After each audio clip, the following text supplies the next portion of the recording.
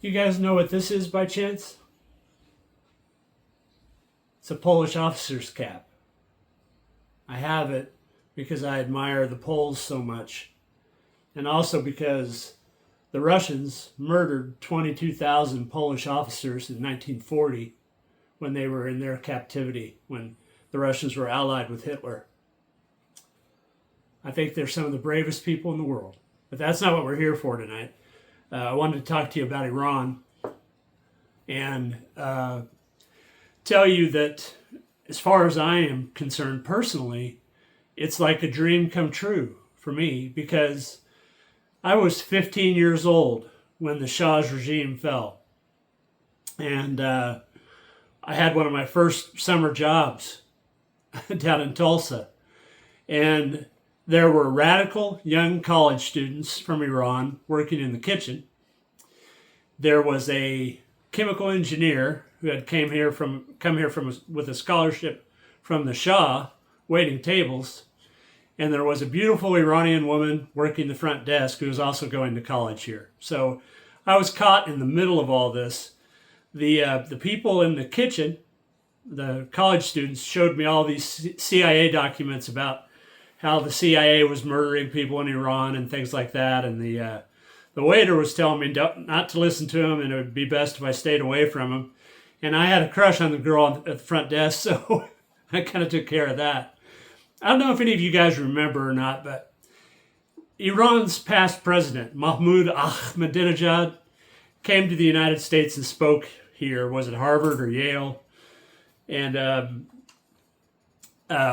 he was asked the question, why are you hanging homosexuals from cranes in Tehran? And this idiot looked at his audience and he said, there are no homosexuals in Iran. He didn't say they weren't hanging homosexuals from cranes in Iran, because they were. But he said there aren't any because our women are so beautiful in Iran. We can't possibly have homosexuals in Iran. Well, he was right about the beautiful part. My hats off to Persian women. They are some of the most beautiful women in the world. Absolutely, no question. But this is like, I've lived my whole life studying political science and became a professor in political science. And it didn't take me long to realize that the root of most of the evil in the world, when I was growing up, was either Russia or the Ayatollah. And now we're seeing the opportunity for the Iranian people to finally be free of these Ayatollahs and their Grand Council and their Iranian Revolutionary Guard Corps and all that stuff. I don't know if you remember this or not, but I do. I remember there was a big debate over whether or not we should help the Shah, because the Shah was such a good ally of the United States and such a strong ally of the United States that he got F-14s. Can you see it? He was the only person allowed to purchase Grumman F-14s. And it's almost sad to see these planes obliterated on the ground. They're antiques now with this latest strike against Iran. But I remember when the Shah fell and when the hostage crisis was going on, and Jimmy Carter authorized a rescue mission with so many restrictions on it, it was doomed to failure. Desert One, you can look that up and see what that's like. Those pictures are horrific. But ever since then, we've lived with this monstrous regime in Iran.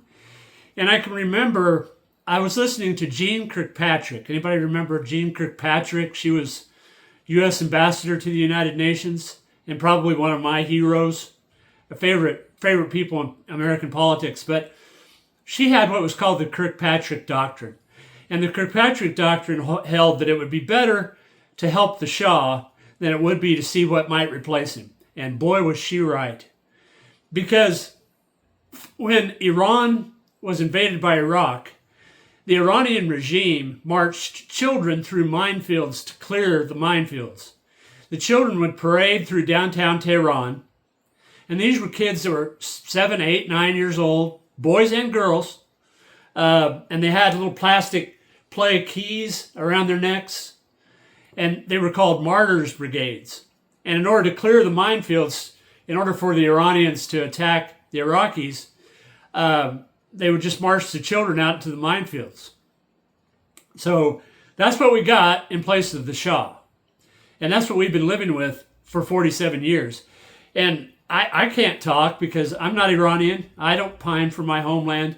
But I sure feel sorry for Iranians that do. And I've met so many. And they're all such kind, wonderful, loving people. One of my neighbors, when I lived in Plano, Texas, was a former member of the Iranian government. It's just every single Iranian expat that you meet is so brokenhearted over what's happened to their country. I can see this release of pent-up joy. And then what ruins all that, and I'm going to be real quick here. I need you to hang with me to the end and like and subscribe if you would, because I've got more stuff to tell you about Iran. But what makes this so heartbreaking is to see the joy and the celebration of these Iranians knowing that they might finally be rid of the Ayatollahs. To see that dampened by Democrats, especially in the Senate, calling for all this war powers, all these war powers restrictions to be invoked. And there aren't any, for one thing, not for 60 days. The president can operate pretty much as he wants to, just like Obama did. Obama actually exceeded the War Powers Act several times. Nobody said a word. But then, of course, that was Obama, and this is Donald Trump. Donald Trump can't have a bowel movement without the Democrats wanting to get a judge involved. And I'm sick of it. Can you imagine what the Iranians, and they're seeing this, the remnants of the Iranian regime that's still holding out, they're holding out because the Democrats are giving them hope that they might restrict Trump's hand in Iran. Just like Jane Fonda, just like the North Vietnamese did in Vietnam.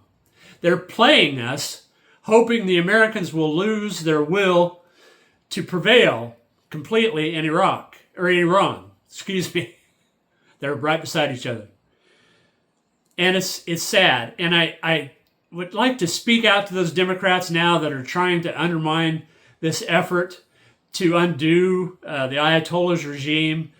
This has the potential to change the world.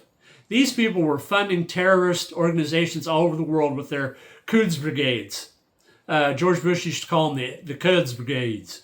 But anyway, these people went around the world destabilizing any Islamic movement they could, any Islamic government they could that was not radical enough for them. They went around the world spreading murder, bombings, hate, violence, demonstrations in the United States, and to be rid of this cancer that is the Ayatollah's regime is just incredible to think of. And then you have the Democrats saying, whoa, let's put the brakes on here. It's time to put on the accelerator and get rid of this regime once and for all. This is such a wonderful opportunity.